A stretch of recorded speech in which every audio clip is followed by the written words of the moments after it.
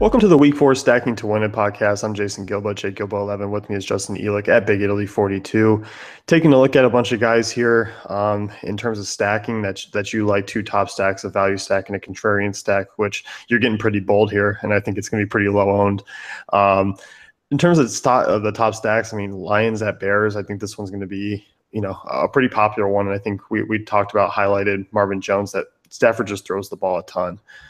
Yeah, I mean, I think that the Stafford-Jones combo is one that I'll probably use in cash games. I'm going to use really everywhere. And, I mean, I will take full responsibility for that one if it doesn't pan out. But I don't see how it doesn't. I mean, Stafford's averaging 40 passes per game.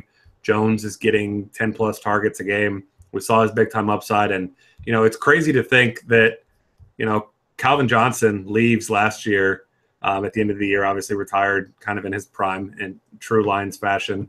But then we see Marvin Jones put up numbers that we barely ever saw from Calvin Johnson. And obviously, in no way am I saying that Marvin Jones is comparable to Calvin Johnson, because he isn't.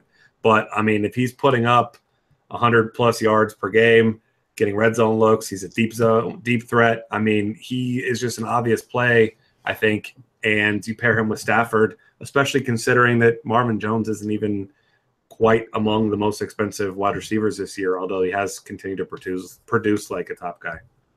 Yeah, I mean, he's just been a stud this year. And you look at the DraftKings pricing, it's not that bad. And you obviously toss in Theo Riddick into the stack, which is, I think, a good way to differentiate yourself from the Lions, is kind of using him, because obviously you look at Riddick. Since Abdullah has gone down, I mean, after that big week, hasn't really come up and done much, kind of like the other value backs who actually have. So it's a good way, I mean, especially with the way they use him in the passing game, especially on DraftKings.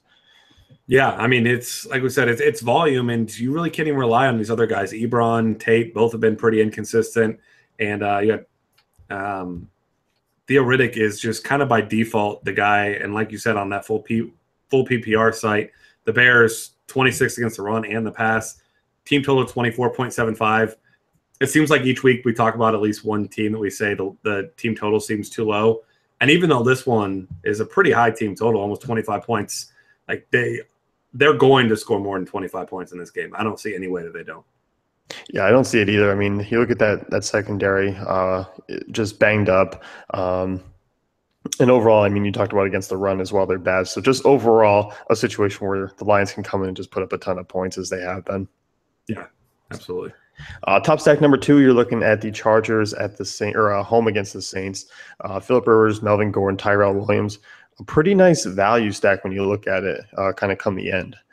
Yeah, absolutely. And I'm not being too trendy with the Charger stack, because I was on them before this whole like value explosion. And I just can't get off of them, because even in weeks where Phillip Rivers doesn't have a great week, this team's just scoring points. And the guy catches a lot of flack, but I mean, he just consistently scores points with whatever weapons he has. And I hate looking at his face when he makes any faces, when he even looks at anyone, because he just looks like just so, I don't know, pissed off, I guess, all the time. But it doesn't even matter who he's getting involved. He finally has a running game that's consistent, which it's been probably since Tomlinson, since the Chargers had a consistent running game that wasn't, a committee. And Melvin Gordon looks good. He's going to be one of the most popular plays on the board. And like we mentioned in a couple of the other pods, I like Tyrell Williams as a swerve off of Travis Benjamin, who's going to be really popular. You can obviously go with either guy, but especially when you're looking on DraftKings, $1,900 difference between Gordon and Williams. Williams only 44, and I think that Benjamin is, I don't have his price right from me. I'll have to find it. On $900 on DraftKings. So $1,500 savings. I think that's an easy pivot there. You can use that savings to get yourself, Antonio Brown, Le'Veon Bell, David Johnson, whatever top guy you want in with this stack. Yeah, you definitely can. A great match, and also the prices as well. In terms of value, I mean, you hit on down to the Bears, who, I mean, you want to talk about a stack. I mean, for cheap, you can do a lot of damage here. And it seems like there's about 5 players you could use. You highlighted Brian Hoyer, Jordan Howard, and Zach Miller, but also you have Alshon Jeffrey, you have Kevin White. This seems like the stack to pair with like all those top end guys if you wanted to go that way. Yeah, I mean, I can't not make this stack. And I put the numbers in here. On DK, Hoyer's 5,000, Jordan Howard is 3,700, Zach Miller's 2,700. Your average after that per player is $6,433. It takes 22.8% of your cap. And these guys scored 67.4 DK points last week. And while obviously it's very unlikely Zach Miller has the type of game he had last week, I do think Jordan Howard's going to score more points than he did last week easily. So, I mean, it's not unrealistic to think you can get 60 points out of these guys for less than a quarter of your stack. And even if you lock in the most expensive defense, you have almost 7K per player to fit in everyone else at DK. So I think you'd be crazy if you're making multiple lineups not to at least throw in one of these cheap Bears stacks and just load up everywhere else. Yeah, I mean I'm definitely going to have some shares of the Bears in terms of a stack. I mean, it's like you bring up all your items to the store and like you get up there and just give them a coupon. It just gives you like 40% off. Like that's what I feel like here. Yeah, exactly. You're like these guys. I mean, it's obviously essentially all backups, and Zach Miller inexplicably priced under 3K after that huge game. Obviously pricing was made before that big game, but I mean the Lions are not a particularly good defense at all here. I mean, Football Outsiders has them 27th against the run, dead last against the pass. I don't think they're actually that bad and won't be for the rest of the season, but I mean this is still a below average defense, and we'll not gush about Brian Hoyer, but we all know I love Brian Hoyer, and this is just a ridiculously cheap stack. I do think if you're making even 5+ lineups, if one of them isn't a cheap bear stack with top guys, then I think your thinking is all wrong here. Yeah, no, I definitely agree, especially with what you can do around it. In terms of contrarian stack here, you're looking at Buccaneers against the Broncos. Obviously, anytime you're going to be looking to stack against the Broncos, your ownership is probably going to be about 1%. Yeah, this is the ultimate contrarian stack. And obviously, there's plenty of other stacks that I like much, much better. But, especially in big tournaments like the Millie Maker and things like that, you're going to see just about every team owned, a decent amount, because you got guys that are going to put in hundreds of lineups and they're going to kind of try to cross every option that potentially could go off. But I mean, this is a ridiculously high volume passing attack. Over the past 2 weeks, we've seen Jameis Winston throw 110 passes, which is more than 14 starting quarterbacks have thrown through 3 games. So obviously he's not likely to throw 55 passes a game again this week, but when you figure the fact that they're going to be down, they don't have a particularly good defense. The Broncos are going to score points.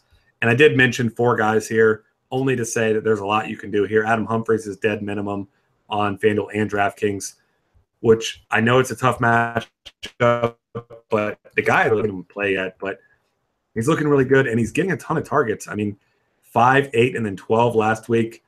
Obviously, we're talking high volume, so he's not going to see average of 10 targets a week the next 2 weeks likely, but for dead minimum, if you're going to throw in this stack, and Mike Evans. Digging deep there, Mike Williams. Huh? Yeah. Hey, I mean, coincidentally, there was one of the Mike Williams for this team, for the Buccaneers back in the day. But, yeah. I mean, Mike Evans, 8K on FanDuel. I don't blame you for not playing him there. I'll still have a GPP share or two because we all know I'm absolutely enamored with Mike Evans. But 6,500 on DraftKings. I don't care what the matchup is. For a top 5 wide receiver in any matchup, I'm definitely going to be playing him, even as a solo bullet in a couple spots, because I think he'll have maybe 5% ownership, maybe closer to 10 because he is so cheap. But I'm kind of hoping it's on the lower end of that because I know DraftKings prices algorithm is matchup considered, but it's nuts to me that he's $6,500 this week. Yeah, I definitely agree. And as you kind of pointed out, I mean, if you're looking at a Millie Maker, you're taking the Monday night game out of play. There's a London game that's there, so that's another game that's not in there. You also have a couple bye week guys. So if you want to look to be contrarian, I mean, we've talked about it just seems like a really chalky week 4. That's going to be a team that could possibly kind of give you an advantage. Yeah, and I mean, and if there's nothing open down the field, Charles Sims, who I mentioned in the article, but I haven't said anything here, he's a great pass catching back anyway. Now he's, the runner as well. I don't expect much from him on the ground in this matchup, but Jeremy Hill scored 2 touchdowns against this defense last week. So they're not unbeatable. It's probably the toughest matchup he'll see all season, but definitely if you're going low ownership, don't you dare play this stack as your one lineup and then come at me telling me that I ruined your week. But I definitely think that there's some viability to playing these guys at such low ownership. Yeah, no, I definitely agree with you.